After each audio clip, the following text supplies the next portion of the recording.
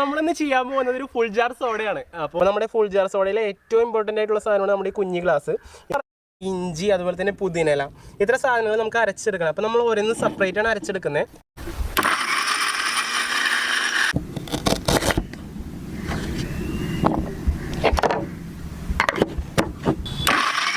ഇപ്പം അടുത്തതായിട്ട് നമുക്ക് പുതിനയിലയാണ്. അപ്പോൾ അത് നമ്മൾ ജസ്റ്റ് ഒന്ന് അരിഞ്ഞിട്ടാണ് ഇടുന്നത്. അരച്ചെടുക്കാം. അപ്പോൾ നമ്മൾ നോക്കി ചേർത്തില്ലെങ്കിൽ നല്ല എരിവായിരിക്കും. അപ്പോൾ പച്ചമുളക് നമ്മൾ ചേർത്തു. ഇനി നമ്മൾ ചേർക്കാൻ വേണ്ടത് ഇഞ്ചിയാണ്. അപ്പോൾ നമ്മൾ ഇഞ്ചി അരച്ച് വെച്ചിട്ടുണ്ട്, അത് കുറച്ച് ചേർത്ത് കൊടുക്കാം.